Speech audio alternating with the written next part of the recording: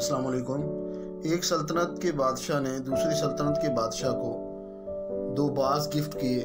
وہ باز بڑے خوبصورت تھے، اعلیٰ نسل تھے، بڑے پیارے تھے۔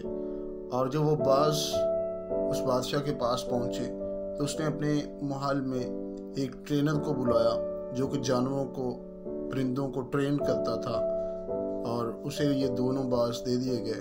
جب دونوں باز اسے دیے گئے تو بادشاہ نے کہا کہ انہیں سکھاؤ، انہیں شکار کرنا سکھاؤ، انہیں اڑنا سکھاؤ، انہیں پینترے سکھاؤ۔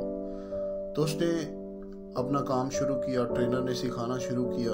وقت گزرتا رہا، 3-4 ماہ گزر گئے۔ ایک باز زبردست اڑتا، شکار کرنا سیکھ گیا، دوسرا باز اپنی جگہ سے ہل نہیں رہا تھا، اڑ نہیں رہا تھا۔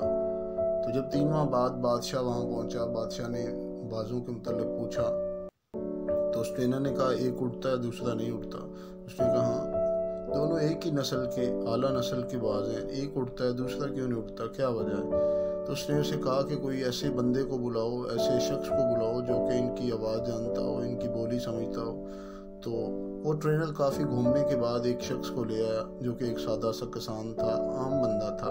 تو بادشاہ نے اسے کہا کہ اسے تم اڑا سکتے ہو۔ اس نے کہا اسے اڑانا تو کوئی مسئلہ ہی نہیں۔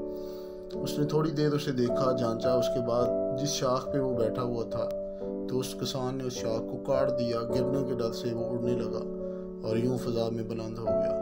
تو ہم لوگ بھی اسی طرح ایک شاخ پہ بیٹھے ہوئے ہیں، ایک ہی جگہ پہ بیٹھے ہوئے ہیں۔ ہم کچھ بڑا نہیں کرنا چاہتے، ہم اپنی جگہ کو چھوڑنا نہیں چاہتے۔ اگر ہم اس جگہ کو نہیں چھوڑیں گے جہاں پہ ہم بیٹھے ہوئے ہیں تو اس باز کی طرح ہم بھی کبھی اڑ نہیں سکیں گے، کچھ بڑا نہیں کر سکیں گے۔ تو آج اس شاخ کو توڑ دیں جس کے اوپر آپ بیٹھے ہوئے ہیں۔ آپ جس ایک جگہ پہ ٹک کے بیٹھے ہوئے ہیں، جڑ کے بیٹھے ہوئے ہیں، وہاں سے ہلیں، اپنی جگہ بدلیں، کچھ نیا کریں، کچھ بڑا کریں، تاکہ آپ آنے والی نسلوں کے لیے، آنے والے وقت کے لیے کچھ بہتر اور بڑا کر سکیں۔